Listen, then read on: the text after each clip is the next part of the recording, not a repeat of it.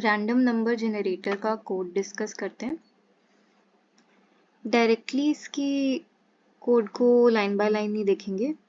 पहले कुछ important functions को अंडरस्टैंड कर लेते हैं, फिर उसके बाद हमें ये कोड हमने इस सीक्वेंस में क्यों लिखा, कैसे लिखा, वो हमें क्लियर हो जाएगा। और ये कोड इस बारे में नहीं है कि हम कैसे एक रैंडम नंबर का सीक्वेंस जनरेट कर सकते हैं। हमने कंप्यूटर को सिखाना नहीं है बेसिकली इस कोड में, क्योंकि ऑलरेडी C++ में रैंडम नंबर जनरेटर का फंक्शन इनबिल्ट आता है, बट हम इसे यूज़ कैसे करना है वो हमें क्लियरली समझना पड़ेगा। और उसे यूज़ कैसे करना है, हमें जो भी डिज़ायर्ड आउटपुट चाहिए वो हम उससे कैसे ले सकते हैं, ये कोड बस उसी बारे में है। तो ऑन एन अनरिलेटेड नोट, सबसे पहले ना हम टाइम फंक्शन डिस्कस कर लेते हैं। यहाँ पर लिखा हुआ टाइम फंक्शन, ये रहा टाइम, साथ में पैरेंथेसिस। तो क्लास में हमने डिस्कस किया ही था कि जिससे नहीं भी C++ के बारे में ज़्यादा पता, वो सबसे पहले देख के फंक्शन को रिकॉग्नाइज कैसे कर सकते हैं। जैसे यहाँ पे इंट मेन और पैरेंथेसिस है। मेन फंक्शन है, वो इंटीजर टाइप वैल्यू रिटर्न करता है। और फंक्शन है मेन, ये कैसे पता चला, उसके बिल्कुल आगे पैरेंथेसिस लगे हुए थे। सिमिलरली यहाँ पर टाइम है, टाइम के साथ पैरेंथेसिस लगे हैं, उसके अंदर एक आर्ग्यूमेंट पास्ट है और उसका टाइप क्या है, अनसाइंड। मतलब वो जो भी वैल्यू होगी उसका कोई साइन नहीं होगा, ना प्लस ना माइनस। सो हम टाइम की बात कर रहे हैं। टाइम फंक्शन करता क्या है, एक स्टैंडर्ड टाइम है जो कंप्यूटर फॉलो करते हैं मोस्टली, यूनिक्स इपॉक टाइम।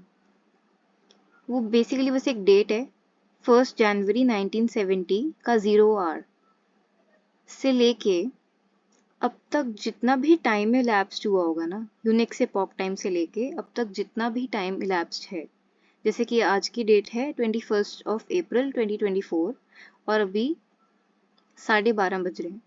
तो इतने टाइम में जितने भी सेकंड्स गुजरे हैं, वो नंबर ऑफ सेकंड्स ये फंक्शन हमें बता देगा।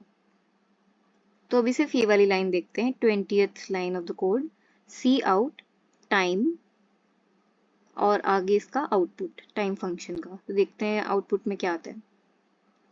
ये रहा, टाइम बता रहा है वो कि इतने सेकंड्स यूनिक्स इपॉक टाइम से लेके अब तक के इलैप्स हो चुके हैं, मतलब इतना टाइम गुजर चुका है इन सेकंड्स।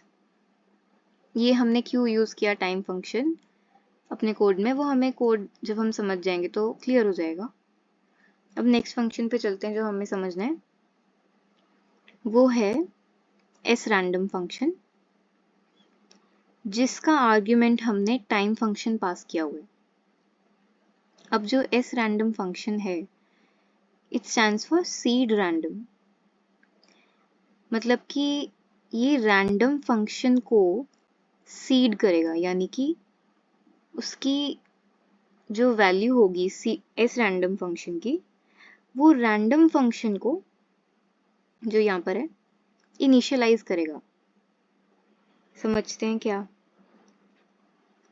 इसको बस हमने वैल्यू क्या पास करके दी है, जो भी वो सेकंड्स में वैल्यू आई थी वो sRandom फंक्शन को हमने डाल दी।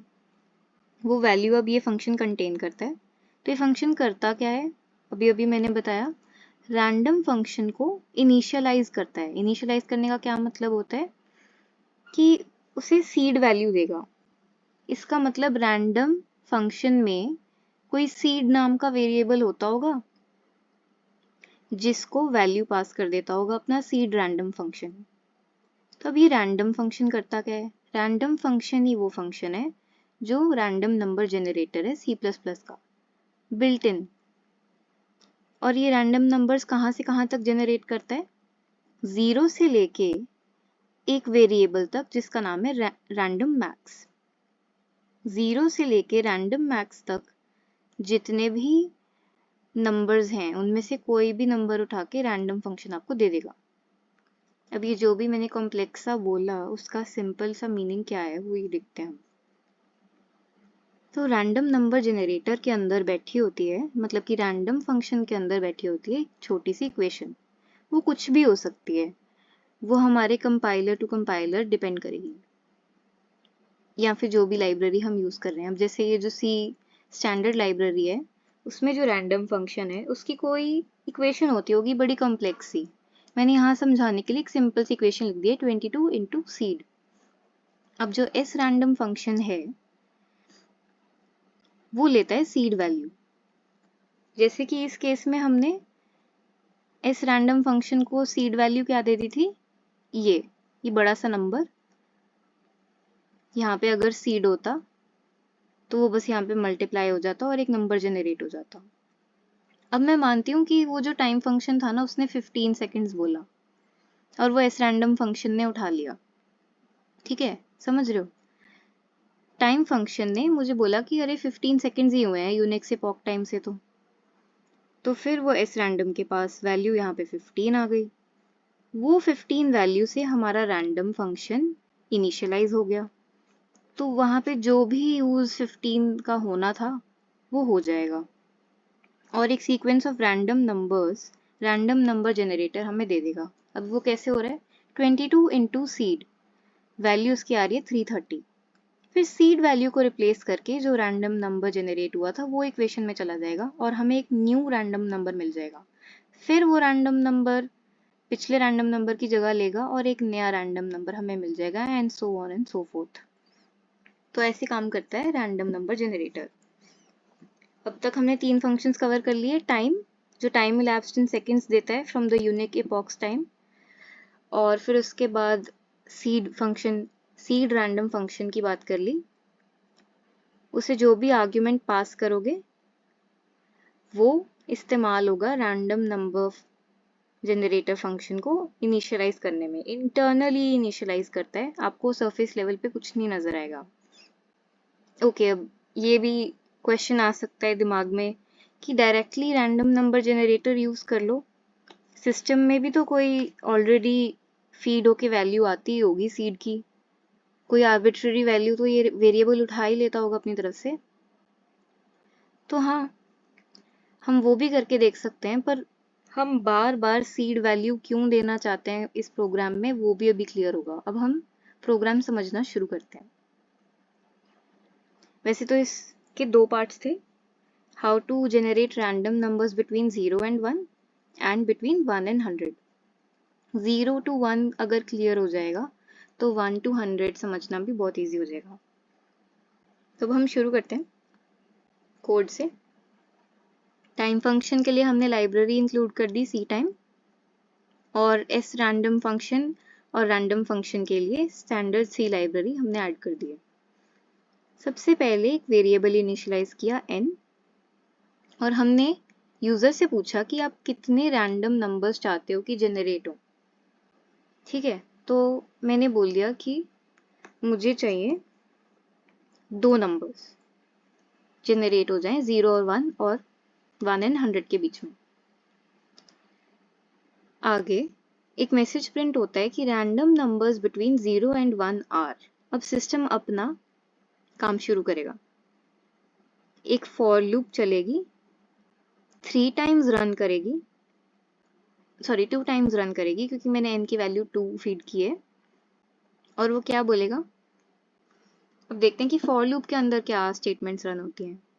एक तो हमने वेरिएबल जनरेट किया है रैंडम नंबर नाम का, और वो फ्लोट यानी कि डेसिमल पॉइंट वैल्यूज होल्ड कर सकता है। अब उसमें वैल्यू जा क्या रही है, उसमें वैल्यू जा रही है वो जो रैंडम फंक्शन हमें रिटर्न करेगा, और वो होगी ऑफ द टाइप फ्लोट, मतलब कि रैंडम फंक्शन हमें डेसिमल वैल्यू रिटर्न कर सकता है, और उस वैल्यू को हम रैंडम मैक्सिमम वेरिएबल से डिवाइड कर देंगे। अच्छा, तो अब रैंडम मैक्सिमम क्या है, मैंने बताया था कि रैंडम फंक्शन जनरेटर जो है ये क्या करता है, 0 से लेके रैंडम मैक्स नाम के एक वेरिएबल तक, उसके बीच में, उस रेंज में, उस डोमेन में वो रैंडम नंबर्स जनरेट करता है। तो अब मैंने यहाँ पे जानबूझ के स्टेटमेंट डाली है कि सी आउट रैंडम मैक्स की वैल्यू आखिर इस कंपाइलर के लिए, डेव C++ के लिए है क्या। तो अब रैंडम मैक्स एक वेरिएबल है, उसकी एक सिस्टम ही वैल्यू डिसाइड करके रखता है। तो वो प्री डिसाइडेड वैल्यू क्या है? वो प्री डिसाइडेड वैल्यू है, यहाँ पर प्रिंट हो जाएगी ये, random max 32767। Usually standard value random maximum की यही होती है। तो बड़ी बड़ी बात क्या है यहाँ पे कि 0 से लेके ये जो नंबर है 32767, 0 to 32767 हमारे पास एक रेंज डिसाइड हो गई है। अब रैंडम नंबर जनरेटर क्या करेगा, इस रेंज में से कोई भी रैंडम 2 नंबर उठा के मुझे दे देगा। बट अब हमने उसके साथ क्या किया, डिवाइड किया रैंडम मैक्सिमम से ही। क्यों? क्योंकि हमें वैल्यूज तो 0 से 1 के बीच में चाहिए और रैंडम मैक्सिमम की वैल्यू तो बहुत बड़ी है, उसका तो रेंज ही चेंज हो गया। उस रेंज को स्केल करने के लिए, यानी कि 0 से 1 के बीच में लाने के लिए, जो भी वो नंबर था उसको 32767 से अगर मैं डिवाइड कर दूंगी तो वो नेचुरली 0 से 1 की रेंज में आ जाएगा। तो ऐसे हमें 2 रैंडम नंबर्स मिल गए। बट अब जरूरत क्या थी फिर सीड की? अंदर एक ऑलरेडी सीड पड़ा था और उससे ये 2 रैंडम नंबर्स जनरेट हो गए। बट मान लो कि मेरे पास कोई ऐसा कोड है जिसमें 2 बारी रैंडम नंबर जनरेटर अलग अलग जगह इस्तेमाल हो रहा है। मैं कोई बड़ा सा सॉफ्टवेयर क्रिएट कर रही हूँ और उसमें 2 जगह मुझे रैंडम नंबर जनरेटर चाहिए था किसी चीज़ के लिए। फॉर एग्जाम्पल मैं कोई गेम डिज़ाइन कर रही हूँ ऑफ द टाइप लूडो, तो उसमें डाइस थ्रो करना है और क्या होगा कि एक प्लेयर बार बार जब डाइस थ्रो करेगा तो वही set of sequence of random numbers ना रिपीट होने लग जाएगा, क्योंकि सीड वैल्यू चेंज नहीं होगी। अब ये क्या मतलब है, नंबर 6 होते हैं डाइस पे, ठीक है, और रैंडम नंबर्स कितने ही आ जाएंगे उसमें, 0 से 1 से 6 के बीच में कोई भी नंबर आ जाएगा मेरे डाइस पे। पर वो जो सीक्वेंस है ना वो डिसाइड हो जाएगा। कैसे? क्योंकि सीड तो चेंज हो ही नहीं रहा। यहाँ पे जो भी सीड वैल्यू होगी और जो भी फंक्शन डाइस के थ्रो पे लग रहा होगा उससे बार बार एक ही सेट ऑफ वैल्यूज रिपीट होने लग जाएगी। तो यूजर को पता चल जाएगा कि अच्छा अब मैं अगर बारी चलूंगा तो मेरी 2 आएगी वैल्यू, मेरी 3 आएगी वैल्यू, उसके बाद 6 आएगी, इसके बाद 5 आएगी, वो पैटर्न रिपीट होने लग जाएगा। बट अगर हम चाहते हैं कि रैंडमनेस बनी रहे तो हमें हर बार सीड की वैल्यू चेंज करनी ही होगी जब हम रैंडम नंबर जनरेटर इस्तेमाल करेंगे। अब अगर सोचो यहाँ पे डाइस को छोड़ देते हैं, अभी सिर्फ ये वाली इक्वेशन पे ध्यान देते हैं। बार बार अगर सीड चेंज हो रहा है तो रैंडम नंबर तो चेंज होगा ही। एक ब्लॉक ऑफ कोड में सीड की वैल्यू ये है जो बड़ा सा नंबर है इन सेकेंड्स। फिर नेक्स्ट टाइम जब ब्लॉक ऑफ कोड एग्जीक्यूट होगा तो टाइम की वैल्यू बदल चुकी होगी, तब कुछ और रैंडम नंबर्स जनरेट हो जाएंगे। इसी वजह से हमें एस रैंडम फंक्शन को इस्तेमाल करना पड़ता है। यहाँ पे तो चलो एक बार रैंडम नंबर जनरेट करने थे, अगर हम एस रैंडम फंक्शन को ना भी इनिशिएट करते तो भी हमारा काम चल जाता, हमें एक सेट ऑफ रैंडम नंबर्स मिल जाते। पर अभी यहाँ पे नोटिस करो, मैंने इसी कोड को 2 बार रन करके देखा तो जो set of random numbers before initializing S random function आ रहे थे, सीड बिना चेंज किए ना, मुझे दोनों बार सेम ही रैंडम नंबर मिला है। ये देखो, ये दोनों नंबर सेम है। बट जब मैंने सीड की वैल्यू इनिशियलाइज कर दी, टाइम की वैल्यू डाल दी, यहाँ पे टाइम कुछ और है, यहाँ पे टाइम कुछ और है, तो यहाँ पर जो रैंडम नंबर्स मुझे बाद में मिले वो डिफरेंट थे। बट यहाँ पे इवन दो टाइम चेंज हो चुका था पर मैंने टाइम को तो पास ऑन किया ही नहीं अभी इस रैंडम में। तो अभी यहाँ पे जो सिस्टम ने सीड की वैल्यू दे रखी थी उसे इस्तेमाल करके ये रैंडम नंबर जनरेट हो रहे थे, तो वो बार बार सेम ही होंगे, इसलिए हमने इस फंक्शन में, इस प्रोग्राम में इस रैंडम इस्तेमाल किया है। अदरवाइज आप बिना इस रैंडम यूज करे भी दिखा देते अगर इस कोड को, तो वो एक सेट ऑफ रैंडम नंबर्स होता बट आपको पता नहीं होता कि आगे जाके अगर आपको रैंडम नंबर जनरेटर इस्तेमाल करना पड़ जाए, जैसे मॉन्टे कार्लो सिमुलेशंस में ये यूज़ होगा अगर हम कोई मॉडल तैयार करते हैं, तो उसमें हमें इस रैंडम का यूज़ पता चलना था। वो भी यहाँ पे क्लियर हो गया वैसे। तो अब इसे कोड को एक बार अच्छे से देख लेते हैं। पहले हमने पूछा कि कितने रैंडम नंबर्स चाहिए, फिर हमने उतनी रैंडम नंबर्स जनरेट हो तो उतनी बार ये फॉर लूप चलेगा। उसमें क्या होगा, हमारे रैंडम नंबर की वैल्यू आ जाएगी रैंडम नंबर जनरेटर से, उसको हम डिवाइड कर देंगे रैंडम मैक्सिमम से, क्योंकि हमें बिटवीन 0 to 1 चाहिए। वो प्रिंट हो जाएगी क्योंकि हमने सी आउट रैंडम नंबर बोल दिया। ठीक है, ये तो विदाउट सीड वैल्यू हो गया। अब अगर हम सीड वैल्यू, अब टाइम ही क्यों लिया, टाइम हमेशा चेंज होता रहता है, तो हमें हमेशा नया नंबर ही मिलेगा, कोई पुराना नंबर इस्तेमाल ही नहीं हो सकता टाइम के लिए। टाइम की वैल्यू हमेशा बढ़ ही रही होगी, टाइम इज ऑलवेज चेंजिंग। तो ये बेस्ट होता है इसको इस्तेमाल करना। ठीक है, इस रैंडम को वैल्यू पास ऑन कर दी, तो अब रैंडम फंक्शन इंटरनली इनिशियलाइज हो गया, उसके अंदर से अब कोई भी वैल्यू निकल के आएगी तो वो डिफरेंट होगी। अब देखते हैं एक ब्लॉक जिसमें 0 से 1 के बीच में चाहिए। फिर से वही फॉर्मूला लगाया कि हमें रैंडम फंक्शन जनरेटर क्या देगा, एक फ्लोट वैल्यू देगा, डेसिमल टाइप की वैल्यू देगा। 0 से 1 के बीच में करने के लिए उसे रैंडम मैक्सिमम से डिवाइड कर दिया, अदरवाइज वो जो वैल्यू आएगी वो तो 0 से लेके 32767 32,767 के बीच में वो वैल्यू होगी। पर हमें तो 0 से 1 के बीच में चाहिए, तो उसका स्केल करने के लिए हम उसे रैंडम मैक्सिमम से डिवाइड कर देते हैं। अब अगर हमें 0 to 1 नहीं, 1 to 100 के केस में चलते हैं। मुझे चाहिए यहाँ पे 3 नंबर से, यहाँ पे जैसे मैंने बोला कि 3 नंबर जनरेट कर दो 1 से 100 के बीच में।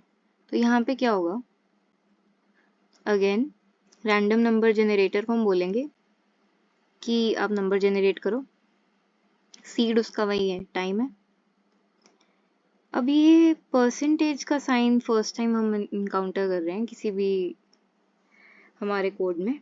परसेंटेज का यहाँ पे परसेंटेज मीनिंग नहीं है, यहाँ पे इसका मीनिंग है रिमाइंडर। मतलब कि ये फंक्शन जो भी वैल्यू दे रहा है, फॉर एग्जांपल ये वैल्यू दे रहा है 600, ठीक है, उसने मुझे रैंडम नंबर दे दिया 600। परसेंटेज का मतलब है मॉड्यूलस, 600 डिवाइडेड बाय 100, उसके बाद जो रिमाइंडर बचेगा, जैसे इन दिस केस 0, तो वो वैल्यू रिटर्न करेगा। यहाँ पर लिखा हुआ कोड कैसे, आई रिपीट। फॉर एग्जाम्पल अगर मैं लिख दूं 110 परसेंटेज साइन 100, तो क्या एग्जीक्यूट होगा इस सेट ऑफ कोड में, 110 वुड बी डिवाइडेड बाय 100, उसके बाद जो रिमाइंडर बचेगा वो वैल्यू हमें रिटर्न होगी। तो यहाँ पे क्या हो रहा है, रैंडम नंबर जनरेटर से जो वैल्यू आई उसको हमने 100 से डिवाइड किया, और जो फिर रिमाइंडर बचेगा, रिमाइंडर हमेशा डिवाइजर से कम ही होगा ना। फॉर एग्जाम्पल आप किसी चीज़ को 100 से डिवाइड कर रहे हो, तो जो रिमाइंडर बचेगा वो ऑलवेज लेस देन 100 ही होगा, क्योंकि अगर वो ग्रेटर देन 100 है तो हम क्वेश्चन में कोई भी वैल्यू डाल के रिमाइंडर को रिड्यूस कर ही सकते हैं। तो रिमाइंडर वुड मेक श्योर कि जो वैल्यू है वो 1 से 100 के बीच ही रहेगी, जो वैल्यू है वो 100 से कम आएगी। इसीलिए रैंडम नंबर जनरेटर को हमने क्या दिया, हमने बोला कि भाई तुम कोई भी नंबर जनरेट करके दो, हम क्या करेंगे उसे 100 से डिवाइड कर देंगे, और फिर जो रिमाइंडर बचेगा वो हमारा रैंडम नंबर हो जाएगा। रैंडम नंबर कोई वैल्यू रिपीट कर भी सकता है और नहीं भी। अब ये भी हमेशा कंफ्यूजन होती है लोगों के दिमाग में कि रैंडम नंबर जनरेटर से क्या बार बार सेम वैल्यू आ सकती है। देखो, अगर अंदर की इक्वेशन में ऐसा कुछ है तो डेफिनेटली आ सकती है। रैंडम नंबर का मतलब है कि एक रैंडम सेट ऑफ नंबर्स का सीक्वेंस। अब फॉर एग्जांपल डाइस का थ्रो ही है, बार बार 2 भी आ सकता है अगर आप गेम खेलते हो, रियल टाइम में भी, रियल लाइफ में भी। बार बार 6 भी आता है, बार बार कोई भी वैल्यू रिपीट हो सकती है, पर वो जो सीक्वेंस ऑफ नंबर्स आप चलते हो वो रैंडम होता है, वो अनप्रिडिक्टेबल होता है। ओके सो ये थोड़ा ऑफ ट्रैक चला गया। तो 1 to 100 में करने के लिए हमने क्या बोला, बस रैंडम नंबर जनरेटर से नंबर लिया और उसका जो रिमाइंडर बचता है 100 से डिवाइड होके वो in the range of 1 to 100 है, तो वो हमें मिल जाएगा। और ये कितनी बार चलेगी लूप, जितनी बार हम बोलेंगे कि अगर हमें 3 रैंडम नंबर्स चाहिए तो ये लूप 3 बार चल जाएगी। ठीक है, तो अभी हमें एक बार 0 से 1 के बीच में मिल गए, एक बार 1 से 100 के बीच में मिल गए रैंडम नंबर्स। और अगर हमारा कोड सक्सेसफुली रन हो जाता है तो रिटर्न वैल्यू 0 आ जाएगी इंट मेन फंक्शन की। आई नो थोड़ा ट्रिकी साउंड किया होगा इस वीडियो में, बट अगर कोई भी डाउट हो तो पूछ सकते हो। Thank you.